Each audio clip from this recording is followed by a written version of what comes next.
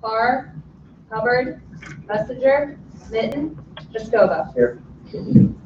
We lack a quorum. We're going to start as a subcommittee. Senator Richard has a Senate caucus meeting to be at 2:30, and I want to make sure to get this bill heard this week so that we can continue with our practice of not executing on any bill until very late in the session, the very same day that we hear it, so we can get this out of this committee next week. So thank you, Senator, for being here. Thank you, Mr. Chairman, members of the committee. Senate Bill 11. This bill creates, we believe, transparency in the dinners and gifts legislators receive, clarifies who and what is to be reported, creates a 2-year cooling off period for legislators whose first term starts in 2017 to become lobbyists or political consultants after they leave office. It stops the covering up of lobbying gifts through committees. The bill requires lobbyists to report expenditures to each individual legislator, not a committee. Bans lobbyists from paying for plane tickets or other expenses incurred for out-of-state or out-of-country travel. However, it exempts non-for-profit for paying for travel and lodging for educational summits. Clarifies who lobbyists have to report expenditures onto, including staff of all elected officials, department directors. It clarifies who lobbyists have to report as a principal. Lobbyists can no longer report another lobbyist as a principal, and they'll have to report the client that they're actually working, lobbying in behalf. Group reporting will also include statewide officials and their staff, and clarifies how solicitation for a group is reported. Right now, if you solicit to do an event or something, you have to report that, and we'll take that away until the actual activities happen. As the superintendent and board members to the list of local elected officials, board members in some areas, and superintendents have been taken to dinners and baseball games by bonding companies when they're looking for an RFP. And it allows and requires ethics training for elected officials and their staff members upon 120 days they're elected the first term. So with that, Mr. Chairman, I have to take any questions. Any questions for the sponsor? Seeing none, thank you, Senator, for being here on short notice. My pleasure. Thanks, Chairman, for your indulgence. I appreciate it. Can I get a show of hands? How many people are planning to testify on the bill? Just one. Mr. Reed, come on forward.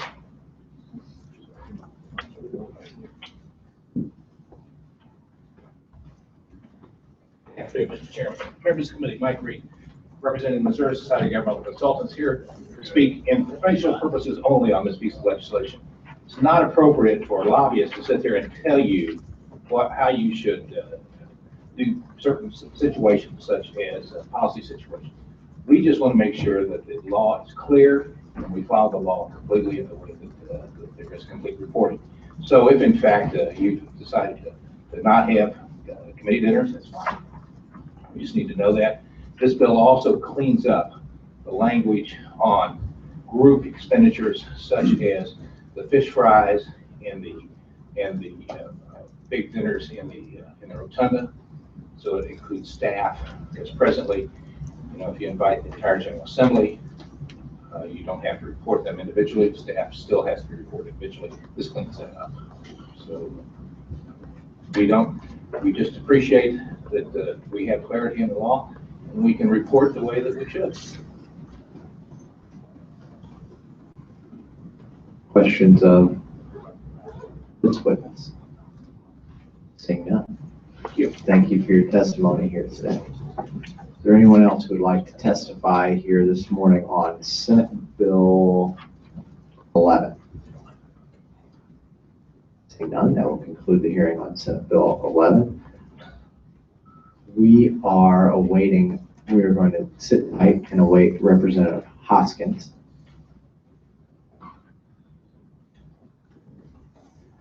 Freshmen can wait for Speaker Pro Tem. I believe they were headed to get him.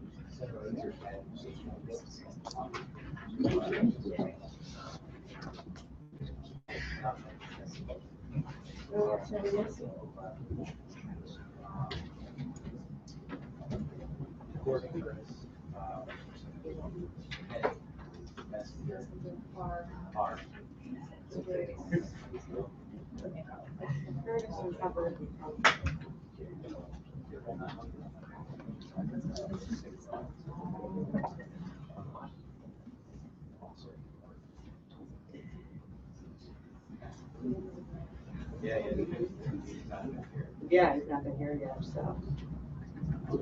And Penny's been really sick, so she might not be coming in on this week.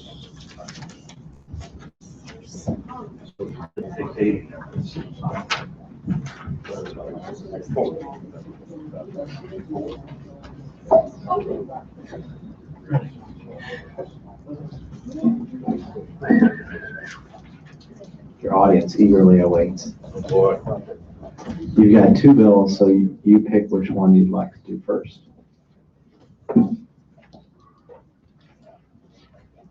All right, we'll start off with House Bill 271. Thank you, Mr. Chairman, members of the committee. Representative Denny Hoskins here, and I apologize, I was over presenting another bill in a different committee. House Bill 271 deals with state auditor grants, and this is a bill that we've filed before. It's pretty simple. The gist of the bill gives the authority to the state auditor's office to inspect property which they may have purchased with a grant. And with that, I'd be glad to answer any questions. Are there any questions for the sponsor? Go ahead. I have just one question. I would note the presence of a quorum, and so now we are a full committee. Yay. And maybe I'm not reading something correctly, but the way that I read page 2, it basically says that the auditor has the authority to examine, inspect property, blah, blah, blah. And wait a minute, I'm sorry. On page 2, the very first paragraph, that the review of state tax returns is only to the extent permitted under 32.057. If I go to 32.057, that's a section that doesn't actually take effect until January of 2017. So I don't know if the fix is to change the language in your bill or to make your bill not effective until January 2017. I mean, I think the state auditor's office has probably They've got a fix for that? Yes, great explanation for that. That'd be my only question for whoever's going to testify. Thanks. Further questions?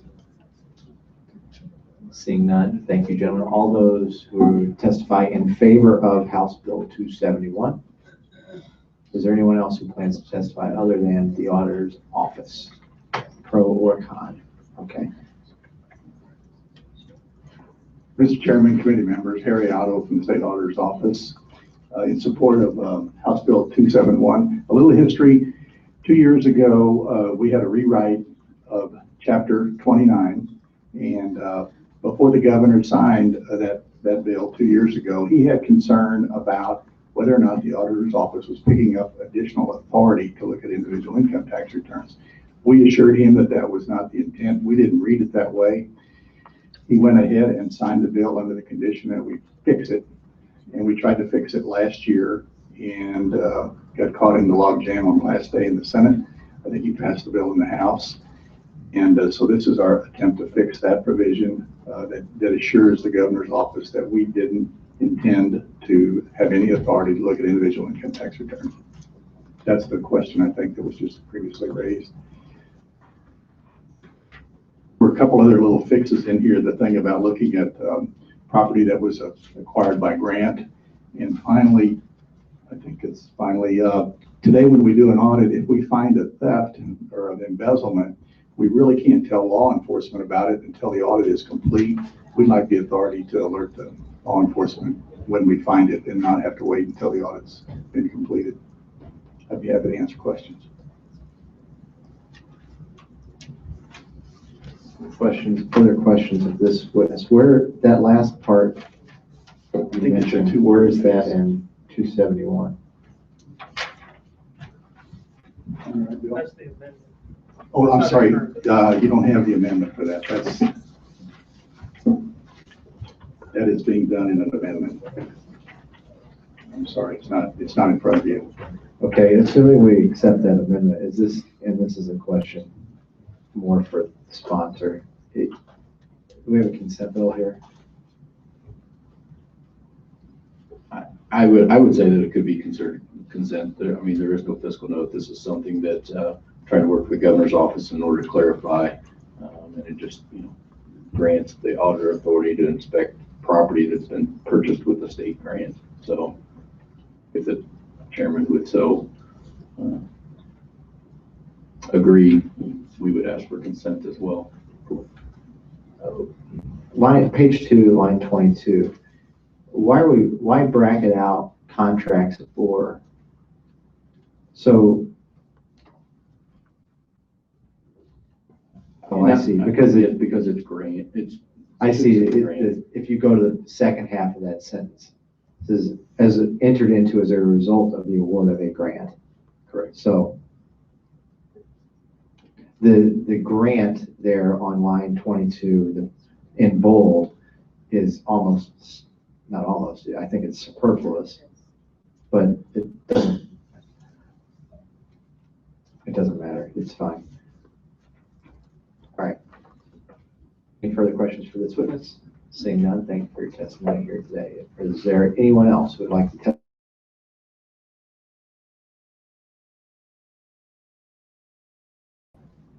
That will conclude the hearing on House Bill 271. Gentlemen, the next bill. Thank you, Mr. Chairman, members of the committee. Here to present House Bill 438. House Bill 438 has to do with changing the filing deadline for personal financial disclosure reports. Currently, as many of you are aware, if you had something that was supposed to be, if you did something in January 2015 or February 2015, it would be required to be reported on a personal financial disclosure. That would be, you would not have to report that until May of 2016. And so what this bill does, if you would say from, if you had something you did required to report on personal financial disclosure between January 1st and June 30th of 2015, that would require you to file a personal financial disclosure as of July 15th, which is also another deadline that we have for campaign finance reports. And then any activity that you had between July 1st and December 31st of 2015 would have to be disclosed on personal financial disclosure report by January 2016. The reason for filing this bill is I think it makes it more timely, those situations and things that need to be reported on personal financial disclosure, number one. And then number two, those dates coincide with other dates that we have for campaign finance reports and things like that. Currently, I don't know of any other reports that we have that are filed as of May 31st. So it's just kind of an odd date that's out there. With that, I'd be glad to answer any questions. Questions of the sponsor?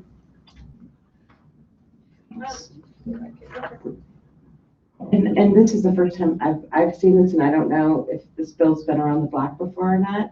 No, it is not. Okay, so I guess my question is, and what made me think of this is you bringing up the other reporting that we have to, would it be possible to do it also to be able to just do sort of a, hey, my financial situation hasn't changed more than whatever, 10% in the last 6 months, something similar to what we do with a sort of a statement of non-activity with ethics.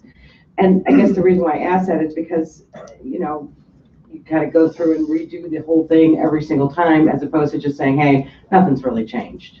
Yeah, I would entertain that if nothing has changed having a limited activity report. Yeah, that's, thank you for the language. I Right. couldn't remember what, yeah, but For the that's what, personal financial. exactly, for a personal financial, so that if you do have some significant change, I think that you make a good point that it should be reported timely, but if stuff is staying the same, it's kind of a pain to have to go through every single, thing, and, well, it's a pain for me and my husband, let's put it that way, so, thank you, Mr. Chair.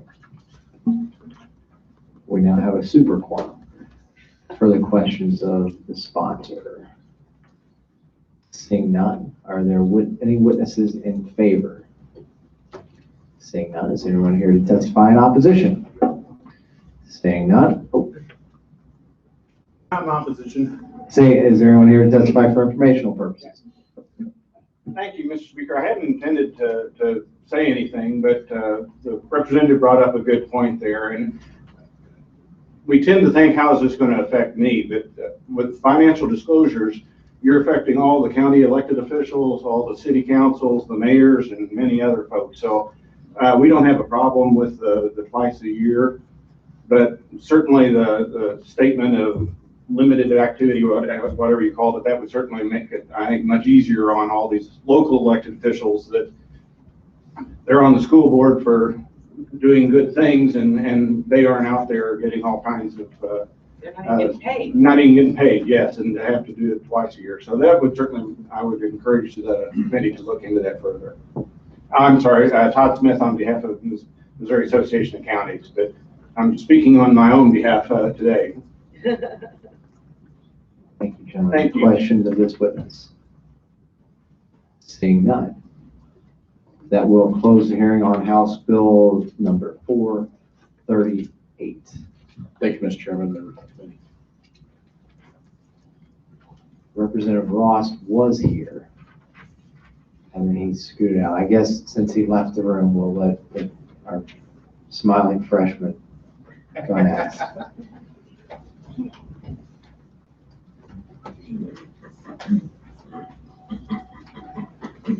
Well, thank you very much, Mr. Chairman, members of the committee. My name is Justin Alferman, representing the 61st District, Northwest Franklin County, Northern Gasconade, Northern Osage counties. Today I have before you House Bill 425. House Bill 425 is extremely simple. The goal of this is to eliminate lobbyist gifts to legislators, statewide officials, judges, actually I'll just go through it. Supreme Court Justice, members of the General Assembly, Governor, Lieutenant Governor, Attorney General, Secretary of State, State Treasurer, and State Auditor. I have limiting gifts to under $5, not to exceed $25 in a year. The reason I put that in the bill is for incidentals. Say, for instance, I don't want to ever come into the situation where a lobbyist is in my office or I'm in their office talking on an issue, they hand me a soda or a cup of coffee and have to go down that path of having to report or eliminating those altogether. If you start listing what incidentals are defined as, each and every year that list is going to expand and it will be never ending until pretty much everything is exempted. So the thought process there of the $5 not to exceed $25 is to eliminate things like out-of-state travel, sporting events, and expensive meals. Now, while I don't believe that this is actually a huge problem ethically, it's all about public perception. And I don't think I have to tell any of you that the public perception on this issue is pretty terrible. And what I'm trying to do is heighten the citizens' perception of their state legislators as much as I can. And that is the essence of why I filed this bill. And I'd be happy to answer any questions. Questions of the sponsor? We have a very cold bench up here today. Proceed. Thank you, Representative, for bringing this forward. Who sets the value as far as the $5? And so whenever you gave the example of a soda, is it $1, $1.39? Go to a ball game, I've heard they charge. I guess you would have to look at the monetary value of what a 6-pack of soda would be divided by 6. All right. I just hate for you to sit there and not have to answer questions, so I appreciate it. Thank you, I gentlemen. appreciate that. Gentlemen, to inquire, proceed. A couple questions, to continue on that, divide a six-pack soda by six, but different places have different prices. There's also some people that say, you know, a coffee is worth about 50 cents, but you can spend $5 on a coffee. How do you determine what the value of that is? Representative, if you're at a coffee shop and you purchase a cup of coffee, you need to make, under my bill, you would want to make sure that that coffee is downgraded to the size that would accommodate anything under $5. Under your This bill, is would be whatever the cost of the actual item was. That is correct. Okay. How'd you Or decide? it has a monetary value. Sure. How'd you decide on $25? The thought process here was I don't want, okay, so I originally started with the $5 because that would pretty much exclude any meal that will be provided from a lobbyist to a member of the General Assembly or an elected official under my bill. That being said, I don't want them to, anytime you set up a group of standards, there's always going to be those who are going to try to push it up to the limit of what those standards are. 25 was an arbitrary number 25 is an arbitrary number that I came up with so that if anyone was trying to skirt the system of $4.95, they would only be able to do that 5 times. This is, again, the 5 not to exceed 25 is to hopefully try to find a target in there for incidentals like a stick of gum, a cup of coffee, a can of soda. It's not intended to ever reach that 25 threshold. I would hope that it would not, but I'm willing to amend the bill in any way possible to meet your concerns. Just curious where the numbers came from. Thanks. Once you let the floodgates open, the waters will enter. Representative. So I'm just wondering why you stopped at, you know, state senator, state representative, and all these statewide elected officials, and why not county and municipal elected officials? Because in St. Peter's, we had a little bit of an issue with one of our aldermen taking an awful lot of fireworks. So. Representative, that's a complete oversight on my part. I completely agree with you. We shouldn't stop at just these elected officials. It was my intention to try to get all of the representatives or elected officials at the statewide level, that being state reps, state senate, and all the elected statewide officials as well. I'd be completely open to amending the bill to include local municipal and countywide officials as well. All right, thank you. Further questions of the sponsor? Seeing none. Is there anyone here today who would like to testify in favor of House Bill 425? Can I get a show of hands on those planning to testify for, against, or in for informational purposes only? Mr. Chairman, members of the One more committee. after you. Jeanette Von Oxford from Empower Missouri, formerly Missouri Association for Social Welfare. I appeared before you a couple weeks ago in support of additional campaign finance reform. We think this is a good addition to that. We all, when we serve in office, take an oath that we won't take anything other than the compensation that's supposed to be there for our jobs. So I think this makes it more clear that we're living up to that. Any questions you may have? Questions of this witness?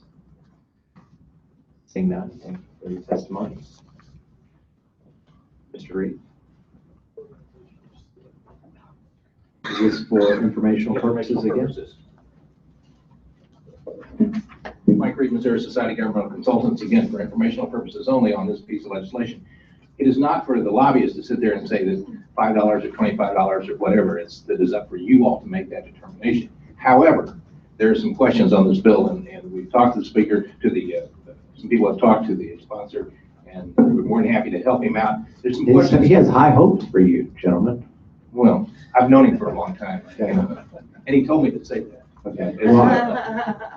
The question is, this does not apply to principals. It talks about lobbyists. The lobbyists report for principals. And so therefore, we have to look at that. Years ago, and I will use the example of Southwest and Bell because I don't think they're in existence anymore. They had as many as 26 lobbyists. So each one of those lobbyists could spend $5 or $25. And so And it all goes back to the principal. So if we have one person who has, the principal only has one lobbyist or has 20 lobbyists, what are we trying to do? So that has to be, that question has to be answered. We also, again, as the representative said, there are several types of lobbyists. This talks about, in essence, about the judicial lobbyists and the executive and the legislative lobbyists. There is still the executive lobbyist and the local government official lobbyist. And so the executive lobbyist is that lobbyist who lobbies the executive branch of government, and local government official lobbyist lobbies at the local level. So does that cover those people or not? What about staff? What about if I need to take out the speaker's staff? Do I have to report it or not? And how much can I spend on the speaker's staff? So, or any other staff member. Question. Also a question in here about group reporting. Talk about individuals, but what about group and caucus reporting? All of these are questions that need to be answered. We're more than happy to work with you, just again to make sure that we're not caught in a trick bag, and we'd be more than happy to work with the sponsor in any way to make sure that the reporting is clear and open and people understand. Questions of this witness? Representative Hurst. To Harms, proceed. Thank you, and I appreciate what the representative is trying to do here, and I get to questions that, and I'm glad you brought them up, because it does open up the conversation. But from a lobbyist standpoint, and if you think it's a loaded question, you can feel free not to answer. But whenever we try to do things, doesn't it make it easier for the lobbyists that come here, paid versus unpaid, and even the ones that are paid, you might, if you want to look at it as competition or whatever, but playing on an equal playing field where everybody knows what the rules are versus some companies I know have we're more than happy to do that. Okay, and I know you're not doing it for or against, but that's what I was trying to see. No, I'm not. We just need to know what the rules are, okay, and who they apply to, and how do we report what you want us to report. But and that's where I was kind of asking from just your personal opinion. Doesn't that make it easier for your job, if you call it that, whenever we do tighten up? And I should I don't mean to be degrading. I could probably say, it's easiest for our job if we had no expenditures. Well, and that's what I was wondering. We'd save a lot of money. Our principles would save a lot of money. That isn't for us to make that determination. That's for you all to make that policy decision. Okay, I think that kind of explains. Thank you. Thank you, Mr. Chair. Further questions? Seeing none, thank you for your testimony today. Last chance, anyone else like to testify on House Bill 425? Seeing none, that will close our hearing on House Bill number 425. Next up will be House Bill 659, sponsored by Representative Ross, who failed today in our attempt to further haze the freshmen because you weren't in the room. We wanted to make it go last, but you weren't here, so. My apologies, Mr. Chairman. I was busy serving the constituents of the 142nd District and of the state. Once again, Robert Ross, South Central Missouri. And this is the Fair Influence of Government Act. And frankly, I'm just appreciative to get a hearing this year. But this, a very simple piece of legislation dealing with something that I've noticed after having came and was elected to the legislature. Frankly, state agencies having one and occasionally two lobbyists per agency advocating on policy for an additional program, more funding, and frankly, oftentimes in contradiction to what we the people, the constituents that actually fund these individuals would want them advocating for. So I've yet to hear a representative, a senator say that if you like me, I'm going to go to Jefferson City. I'm going to listen to these executive branch lobbyists. Do what they ask, even though you're paying for the both of us to be here. The fiscal note, I'll turn your attention to that. It came back 0. I have a hard time believing that. If you look down through the list of the lobbyists, just a partial list of the lobbyists that work across state government in the executive branch, you're looking at roughly $1.7 million last year alone. Not only the $1.7 million annually that we would be saving. But also, if you look at the policies that would not be enacted, the money that would not be spent for the furtherance of those policies, the savings would be even higher, even greater than that. But fundamentally, I just believe it's wrong. I believe it's wrong for taxpayers to have their dollars taken from them, to pay lobbyists to advocate for things that are not in their best interest. And with that, I'd be more than happy to answer any questions. Questions of the sponsor? Representative Cornejo.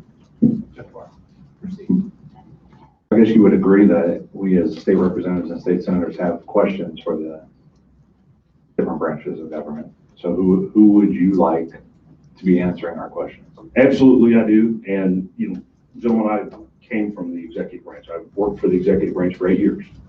And there was a period in time in which it was not uncommon, depending on the issue, for, you know, to actually get a call from a representative, a senator, or someone else, you know, what is going on with this situation? And if they knew that I had the answer to that, they wanted to talk to me. Exactly, you know, with the situation we currently see, you know, I frankly do not even talk to, you know, for the position or for the purpose of policy or bills, I don't even deal with lobbyists from these state agencies. If I have a question, I will go to the department, and that department director should know his or her department well enough to be able to direct me to the employee or have that employee come forward. It's nothing about what I'm proposing here is about limiting the ability for the interaction of us as legislator, as a legislative body with the executive branch to be able to, you know, hey, come provide us with information. I want those individuals that have the information, and that's key. The individuals that absolutely have that information to be able to come forward and talk to, you know, these committees. But that's not the real purpose that, you know, these legislative liaisons or lobbyists or special assistants to the director or whatever title we want to give them, that's not what their function is. They take a question from you or I as a representative, and then they, well, we don't have the answer for that representative, so we'll have to go search for that answer. And then they go back and they, you know, well, we're going to work on the messaging here. We're going to take our time. And part of the time, you know, it's essentially running interference. Part of the time, that when they get back, you know, it's an answer, it's a justification for why the department is or is not doing, you know, whatever the situation may be. So I don't want to curb the information exchange. I just think that this one position is wasted, and that we could be accessing the director, and the director should then be able to direct us to whoever actually realistically knows that answer. I guess my thing is the director has more responsibilities than just directing us. So are you at all concerned that taking 197, you know, representatives and senators and directing them there, that there would be a little bit of very efficient for the director to sit there and field calls and direct them to the different people within their department that they need to talk to on certain issues? Gentlemen, I understand, and I would agree they're really important people. You know, they get paid 3 or 4 times what we do. But that, I absolutely would not agree with the point that they would not be able to handle, you know, dealing with the requests that they get. I mean, I'm thinking of the occasions, you know, 4 or 5, maybe 10 at the most, times that I would access, you know, one of the different directors across the state. So I don't think that would be undue burden upon them. Okay, thank you. Representative Hurst. Mr. Chair. Proceed. Thank you, Representative. I know we've talked before about some of these issues. You're not restricting for information purposes, correct? You're just, as far as a lobbyist, as an individual organization that tries to influence the decision of an elected official. And so what you're saying is, as a government entity or agency, that, I mean, the way I see it, you work for your constituents. Those state agencies being paid by taxpayer dollars should do the same. Am I correct? That's absolutely correct. And I think that, you know, a state employee should be able to come here and speak to the legislative branch. I really become inflamed with the situation of, you know, we've got 1 or 2 individuals per agency that, regardless of what job title we want to give to them, that's their only function in life, you know. And you know, we can say that, well, they help us in more efficiently disseminating the requests that would come to the department and so on. But I don't see that as being reality. You know, when it comes down to, I think they, like I mentioned previously, I think they run more of an interference game rather than actually trying to help solve whatever problems came up. So in actuality, the agency should come to us with information either that basically the facts, and let us decide if we like it or not, and not try to influence that for the benefit of the agency, but for the taxpayer themselves or the state as a whole. I couldn't agree with that anymore. Thank you, sir. Thank you, Mr. Chair. Because I don't have to get rid of the room, actually. One of the things, you have in here the judicial department as well. So what happens when, so for instance, you also have language in there that says nothing shall preclude an agency from exercising the department's or agency's individual right to communicate with members of the General Assembly through proper official channels. I don't know what those proper official channels was necessarily supposed to be, at the request of a member or to request legislative action for appropriations. So what happens when St. Louis County, for instance, last year, we had this happen in one of our committees, one of my committees, where St. Louis County, according to the judicial workload study, was entitled to get, I think, 2 circuit judges. They looked at it and they realized, you know what, it's actually better if they were to get 1 circuit and 1 associate circuit judge, which, by the way, saves the state money. And they have to come and talk to our committee about, you know, why they want to defer from what the workload study originally showed, how doing it this way is in our best interest and their best interests. A couple of judges came up and testified. Are they then lobbyists, or is that the proper official channel? Well, and I think if you raise an issue there that you want to work together on, as far as cleaning up the language there, hey, I'm amenable to that. But to get to your point and talking about last year, and I had a bill filed last year that was much broader than what this particular bill is. This particular bill, while it does include executive, quasi-executive, judicial, or quasi-judicial department, last year's bill also would have included municipalities, which then contracted with private individuals to lobby the General Assembly. I worked specifically on the language that you see in front of you today to make sure that that did not present a problem. But if you're bringing an issue there, I'd be more than happy to work. Well, and again, I just come up with this, it's not even a hypothetical, it's a real world situation where if they had a lobbyist that was good, it's certainly much more efficient. Are they a state here? Okay. Are they a state agency? Well, they're a member of the judiciary. These are judges. So they're a member of the judicial branch. So that's part of my question is, so, I mean, wouldn't it be more effective for them to have a representative come and speak to us and answer our questions than to have 3 judges come from St. Louis to here to talk to us every single time? I see your point. You want to talk about working on language. This brings up an issue. I know a number, we all do. And frankly, talking about the judicial, I actually like that lobbyist. But right. So that's what makes this hard. And I'm not trying to, in the interest of fairness here. I only bring that up because it was the first thing that came to my mind. No, I don't mean to pull them, you know what I mean, to single that group out any more than anybody else's. But well, let me work on it. Let's find a fair balance, and I'm good with that. And then, I mean, I guess part of my issue is that folks have the ability, and we've certainly seen this. Well, that's part of the reason for part of the reason for every bill we've heard today in this committee. Folks have ways of getting around what we put in, and so to use Representative Corniejo's example, so what's the difference when you have somebody registering as a lobbyist versus your bill becomes law? We all direct our questions to we all send our questions to the director. The director then says, well, I can't keep up with all this. I'm going to have to hire an assistant director. And that assistant ends up actually answering all of our questions. And then does that person then have to register as a lobbyist? I don't know, but maybe. And then we're right back to where we started. So that's my concern is that you end up just going around in a circle and end up right back at the same place, which is either somebody is following the letter of the law as it exists today and as they should and registering as a lobbyist, or we have nobody that's going to answer our questions. And I think that we need somebody that can answer our questions, and if that requires them to register, then your bill puts that in jeopardy. That's my concern. Okay. So thank you, Mr. Chair.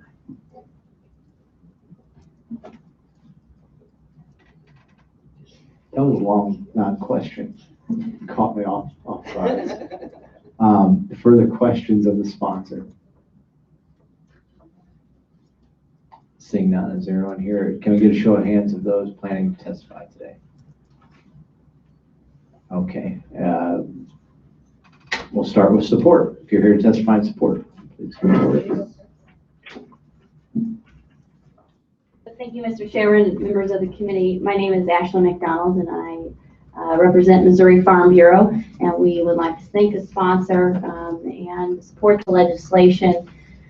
We have policy that opposes the use of taxpayer dollars to be used for lobbying purposes, so therefore we are happy to support this bill that we think does as such. I guess I will maybe provide a little bit of background. I just moved back from DC, and so I was a federal lobbyist out in DC for the National Cattlemen's Beef Association. And and you all have probably heard about how restrictive their lobbying laws are in DC. And, you know, they have kind of a situation, as the sponsor indicated, where they do have a legislative liaison in the agencies where the questions are sent and answered. But you do not see them in the halls of the Capitol kind of lobbying for or against, and when they come up to committee, it's because they were invited by the committee. So I think there are ways around what some of the concerns are.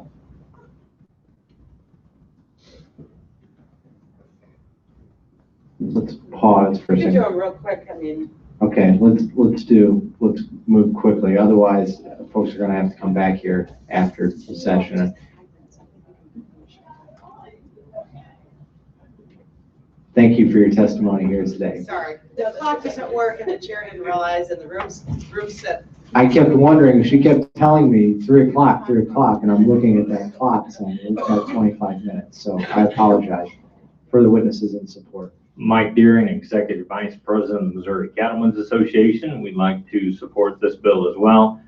We sent out a survey to our members regarding issues, and 6,330 responses. Every single member agreed that this is an issue. When they come here and they are fighting for their livelihood, talking to you about their legislation that's important to them, and they see agencies using their money to lobby against them, that's an issue. This legislation does not at all limit liaisons and does not at all